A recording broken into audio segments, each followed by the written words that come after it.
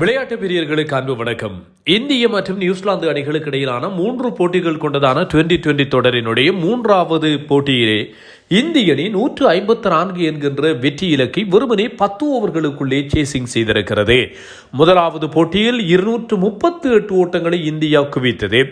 இரண்டாவது போட்டியை பொறுத்தவரையில் நியூசிலாந்து நிர்ணயித்த மிகப்பெரிய ஒரு ஓட்ட எண்ணிக்கையை இந்தியா மிக இலகுவாக கடந்து சாதித்தது என்று சொல்லலாம். அதுவும் 200க்கும் அதிகமான ஒரு ஓட்ட எண்ணிக்கையாகத்தான் இந்த ஓட்ட எண்ணிக்கை பார்க்கப்பட்டது. 209 என்கின்ற ஓட்ட எண்ணிக்கை வெறுமனே அவர்கள் 16வது ஓவரில் 28 பந்துகள் மீதம் இருக்க சேசிங் செய்தார்கள்.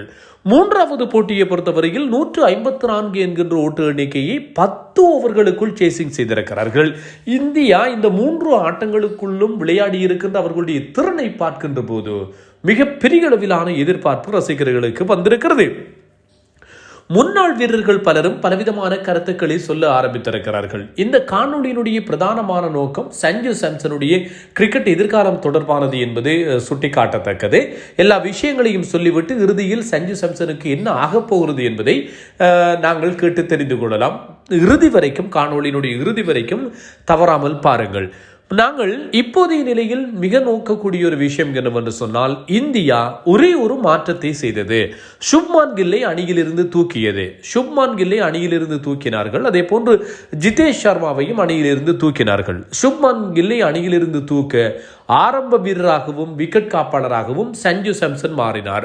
ஜிதேஷ் சர்மாவினுடைய இடம் ரிங்கு சிங்கிற்கு போனது. ஆகவே மிடில் ஓர்டரும் பலப்பட்டிருக்கிறது, ஆரம்ப ஸ்தானமும் பலப்பட்டிருக்கிறது. இதை விடுத்து பார்த்தால் திலக் வர்மா உபாதைகளால் அவதிப்பட திலக் வர்மாவுக்கு பதிலாக சாயித் முஷ்டாக் அலி தொடரிலே மிகச்சிறப்பாக விளையாடி ஜார்க்கண்ட் மாநிலம் கிண்ணத்தை வெல்வதற்கு காரணமாக இருந்த இஷான் கிஷான் நம்பர் 3 பயன்படுத்தப்பட்டார். நம்பர் 3 அவர் பயன்படுத்தப்பட்ட போது அவரினுடைய வரவுதான் இந்திய கிரிக்கெட்டிலே இவ்வளவு பெரிய அளவிலான தாக்கத்தை ஏற்படுத்தி இருக்கிறது. ஒரு நம்பர் 3 வீரர் எப்படி ஆட வேண்டும் என்பது இஷான் கிஷான் அப்பட்டமாக இந்த கிரிக்கெட் உலகுக்கு காண்பித்துக் கொண்டிருக்கிறார்.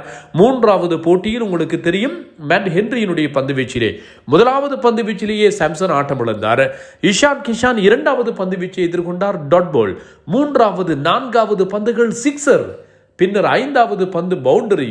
ஒரு ஓவரினுடைய முதலாவது ஓவரின் முதல் பந்து வீச்சிலேயே ஒரு ஆரம்ப வீரர் ஆட்டம் இழக்கின்ற போது அதற்கு பின்னர் வருகின்ற ஆட்டக்காரர்கள், 3ஆம் இலக்கத்திலே வருகின்ற ஆட்டக்காரர்கள் எவ்வாறு அவர்கள் டிஃபென்சிவ் மோடிலே கிரிக்கெட் ஆடுவார்கள் என்பது உங்களுக்கு தெரியும். ஆனால் இந்த இஷான் கிஷானிடம் இருக்கின்ற இன்டென்ட் என்பது மிக வெளிப்படையாகவே தெரிகிறது. சந்திக்கின்ற முதல் பந்திலிருந்து அடித்து ஆடுவது. ஆகவே இந்த இஷான் கிஷானுடைய இந்த ஃபோம் என்பது இப்போது சஞ்சு சாம்சனுடைய கரியரை கேள்விக்குட்பட்டு இருக்கிறது. சஞ்சு சாம்சன் அவர் ஆரம்ப வீரராக மிகச்சிறப்பாக விளையாடினார். ஆனால் அவரை மிடில் ஓர்டருக்கு மாற்றினார்கள். பின்னர் அணியில் இருந்தும் அவருடைய இடம் கேள்விக்குறியானது.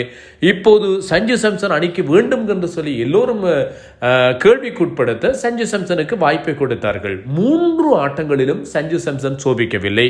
அஸ்வின் சொல்கிறார், அதே போன்று பல முன்னாள் வீரர்கள் சொல்கிறார்கள் சஞ்சு சாம்சனை ஆதரவு கொடுக்க வேண்டும், மிதமான 2 போட்டிகளிலும் அவரை பயன்படுத்த வேண்டும் என்கின்ற கருத்துக்களை இவர்கள் சொல்கிறார்கள்.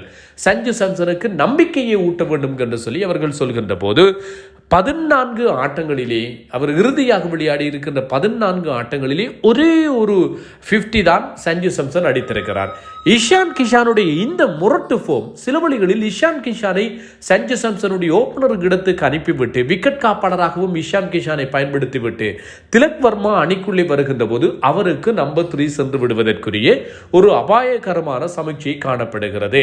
இப்படி இருக்குமாக இருந்தால் இந்திய அணி இன்னும் வலுப்பெறுவதற்குரிய வாய்ப்பு இருக்கும்.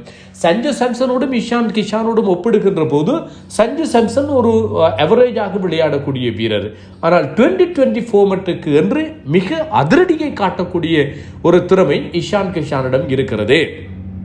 ஆகவே சஞ்சு சாம்சனுடைய இடம் கேள்விக்குறியாகும் என்று சொல்லி நாங்கள் இப்போது சொல்லிக் கொள்ளலாம்.